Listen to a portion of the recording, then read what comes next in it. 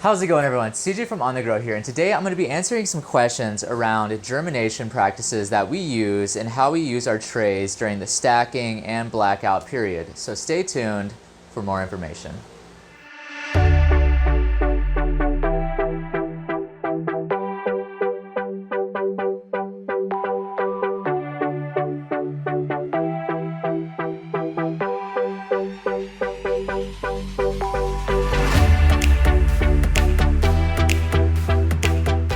All right, so we've received a lot of questions about how we use trays during germination, how we stack weight on top, how do we reverse our trays into blackout domes, and a lot of questions around basically the germination practices, which is essentially the hardest part of this process really with microgreens, is getting them to germinate well. So I've got a few different little examples here of trays that we're kind of growing and are in different stages of the germination process, so let's discuss those. So I guess we'll kind of start over with this one first. So this is some sunflowers that have been stacked now for, I believe this is day 3. So you'll notice we have 3 trays here. So our bottom tray acts as our kind of like a reservoir. It keeps the roots. So you can kind of see how we have a little bit of roots here. If we didn't have this bottom tray, then the roots would be sitting directly onto our shelf or directly onto our mediums, and we run the risk of potentially breaking those roots as we're moving these around. So we like to have a bottom tray to kind of also keep this bottom tray misted with water. That way the roots also do not dry out, and it kind of helps out with that process until these are ready to be bottom watered. So the second tray is where the actual sunflowers are and the growing medium are placed into, and then we have a third tray on top which acts as number 1, the blackout, to keep these things out of the light, and also as a way for us to put some weight onto the sunflowers particularly. Sunflowers like a little bit of weight on them, but not too much weight. So I'm going to go ahead and pull out these bags of sand, and let's take a look here. So again, we're on day 3. So the first thing I like to do is whenever I lift up my top tray, every time I go to water again between each day, so every single day, we like to water these. We like to check them twice a day. We'll water them at least once a day with a mist, or potentially if they've dried out again, we'll water them twice a day.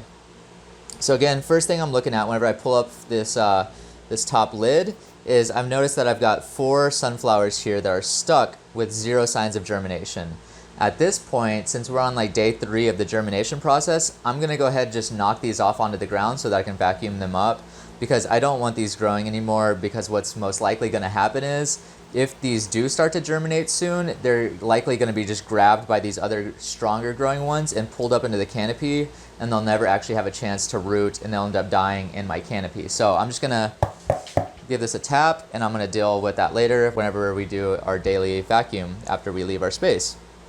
So now that I've pulled this off, let's kind of take a look here. So you can see all of our germination looks pretty great. We got a few stragglers around the edge here, but everything is honestly looking pretty good, and our biostrate. So one thing I always look at too is our growing medium. I like to see, is it still a little damp, and that lets me know how much watering I need to do, and if the amount that I'm doing is sufficient enough to keep these moist overnight.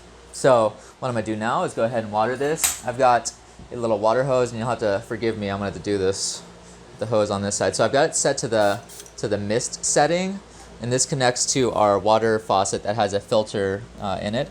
So now what I'm gonna do, since my medium's already wet, I just gave it a light mist just to keep these seed holes just a little bit moist. And the reason is, let me put this back.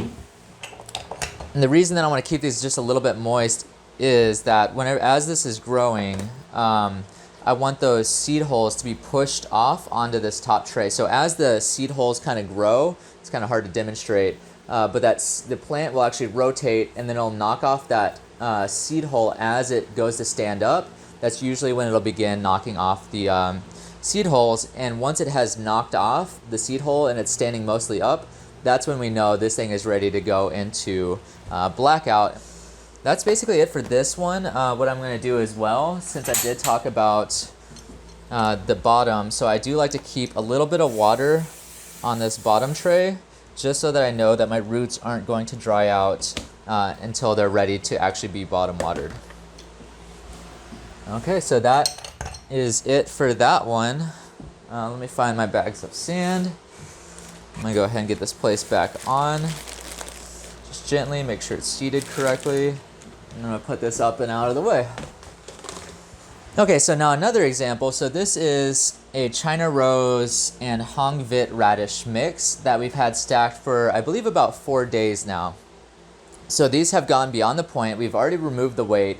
And the only reason that we have this tray on top right now is for that process as they're growing, knocking off those little shell holes. So hopefully as I lift this up, we'll see a bunch of those little, it actually has gotten rid of most every single one of the seed holes.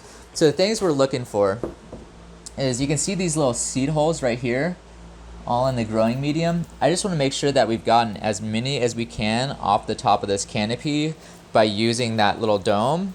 And since all of these have basically gotten rid of that already, this one is ready to go into just Blackout so that we can get it a little bit taller. So let's kind of double check here. See, this is what I was talking about. So these are all the seed holes that like to get knocked off during this stacking period. So I'm actually gonna have Mandy hand me a towel real quick. Let me have one of the white ones.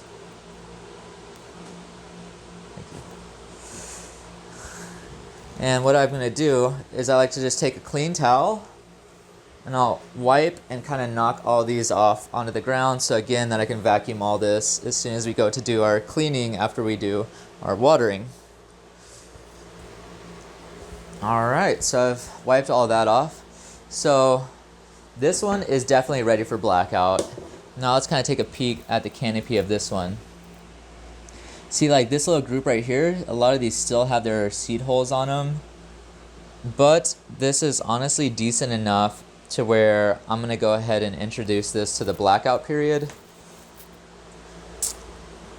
Okay, I'm actually going to take a step back. So I'm not going to put this one into Blackout yet. I just feel like the germination's still little. It could use another day. Whereas this one, you can see how much fuller it is. We have very consistent germination around all sides. And we're still kind of waiting on the edges of this one. So I'm going to leave this stacked by itself for one more day. And then what I'm going to do for this one, since this is ready to go, is I'm just going to take an additional lid. And then I'm just going to put this. So all I've done is I have just simply reversed this and sat it on top. Now this is a little finicky because these trays aren't exact. So it's going to have a little wobble, and you'll notice as you go to move this thing around that it'll actually sometimes fall off and stuff. But this guy is now ready for Blackout. Before I do that, I got a little bit ahead of myself. I want to check these roots. So I can see we have a nice healthy root structure here, which means I need to add some bottom water to this. So I'm going to go ahead and bottom water this guy real quick, and probably my other one as well. So what I'm doing is I'm going down to my reservoir, and I've scooped out about 2 cups of water. In this stage, I use about a cup of water per tray, just because they don't really need it. And what I've noticed is this will actually hold on to this water for probably another 24 hours and barely use it. I just like to do that so that the roots don't dry out. I'm going to go ahead and add water to this one as well, because I'm pretty sure, let's just double check here. See, we have a little bit of roots, but not as much as I would like. And I'm going to go ahead and add a tiny bit of water to this one. Just again, so that we keep it from drying out. All right. So these 2 are good. I'm going to put this one back up on the shelf. And then this one, again, since this one has finished knocking off most of those seed holes, it's going to Blackout to be stretched out a little bit. Again, that just makes it easier to harvest, and you know, that way we don't have to be so careful about cutting so close to the growing medium. We give ourselves, you know, just about an extra inch of growth to kind of stretch this out. All right, so now for the last example is kind of the more commercial stacking of product here. So these are sunflowers that have been stacked. I think these are on day 3 as well. So these are stacked with 15-pound pavers. I'm gonna go ahead and grab this paver and set this aside for just a moment. Now I'm going to pull off my top tray. So this thing serves only to add weight and keep these blacked out. So again, I'm going to double check. I've got one seed right here that just needs to be knocked onto the ground because that one hasn't germinated yet. We're on day 4. I don't want to try to get that mix back in and wait for it to potentially mess with my crop. So now we're just going to kind of start taking a peek at this. So the way I like to do this is I'll take my lid and I'll flip it up for my top one. And then each time I pull one up, I just double check that there's nothing stuck to the bottom of these. That way I'm not pulling out a bunch of sunflowers or anything. So you can kind of see what these guys look like. Everything's looking good. And what I do at this point, so again, we're double checking our medium. My medium's still a little bit wet. And so it seems to be retaining the amount of moisture, which is good. So I want this to stay humid. And we're starting to get a lot of roots. And actually you can see on the roots I'm getting a little bit of browning. So that means that I need to be adding more water to this bottom reservoir to keep those from drying out, so that we can actually make it to the bottom watering stage with these. So what I'm going to do, first I'm going to heavily mist the bottom or the reservoir part of this tray. And then I'm just going to take this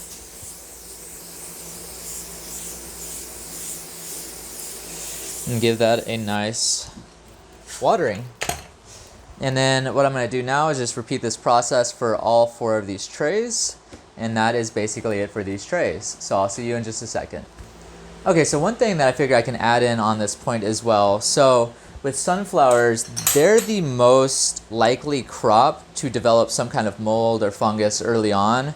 So as we finish kind of misting these and we know that they've got the right amount of water, what I'll do, if I'm worried about them, or if I want to be maybe proactive, or if I see like some kind of fungus or something, I'll take a mild organic antifungal, and what I'll do is I'll just give this a 1 pass over real quick with it. So again, that's just something that we'll kind of do only with sunflowers or other crops if we notice it, but we rarely ever have any kind of fungal issues with any of our other crops. It's just sunflowers are the main one, mainly because the seed holes like to break down very quickly.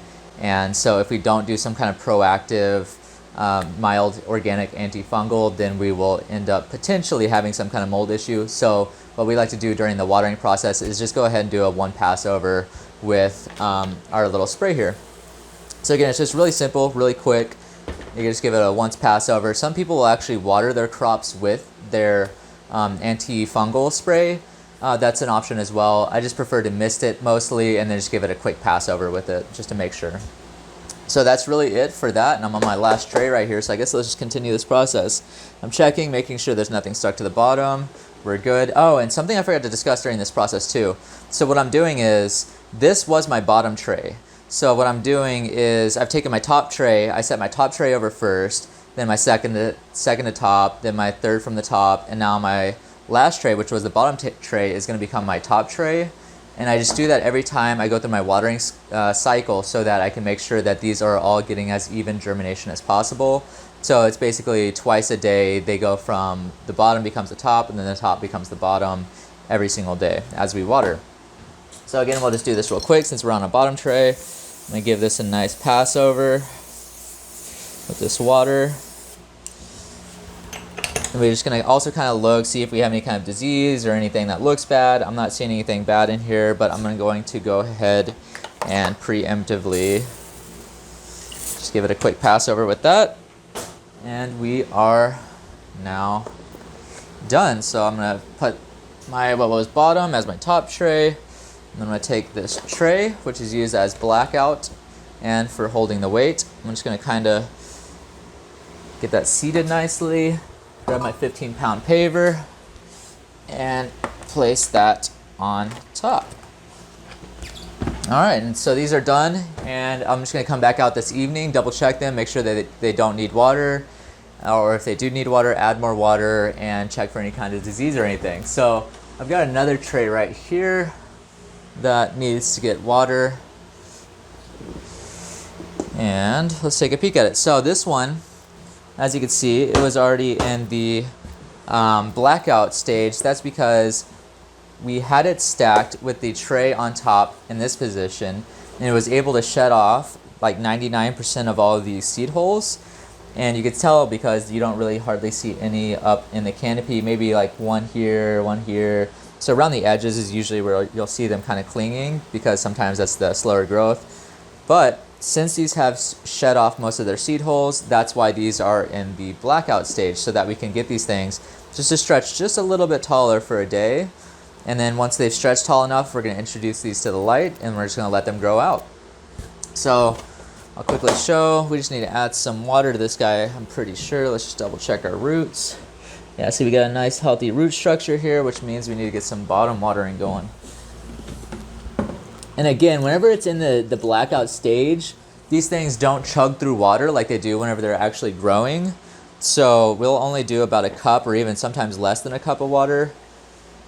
That way you don't end up flooding, because if you do flood these things, say if I added like 2 cups of water to this right now, I'm likely going to get some kind of mold or fungus or disease, because these things are just going to be like sitting in water that they're not going to be able to use, and it's just going to cause, especially with the dome being on top, it creates a bit more of a stagnant airflow, and you're just going to be inviting disease at that point.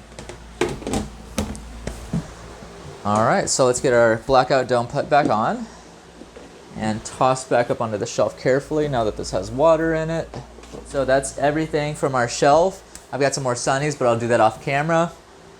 So I just wanted to quickly talk about that and share that with everyone, since I've had a few questions on it. And I hope that answers some questions. If it didn't answer your question, please leave your other questions in the section below, and I'd love to get those answered for you as soon as we can. So if you guys enjoyed this video, please give us a thumbs up. If you dislike it, give us a thumbs down. If you would like to subscribe, please do. We do lots of experiments. We try to help people grow as best we can. And also keep in mind that these experiments that we do are very different, because we have a very exact climate in here. We have a grow space that stays between 75 and 80 degrees for the most part. It's actually going to change a little bit now that we're entering winter, so I'm excited to see how that changes. But we also have a dehumidifier that we keep our humidity at 50% or below. It's usually averaging about 35%. So just keep that in mind. Every single grow space is going to be different, especially when it comes to airflow, temperature fluctuation, what lights you're using, your crop spacing, and stuff like that. And if you would like to, our Instagram is @OnTheGrowFarms. Thank you so much, and have a great day.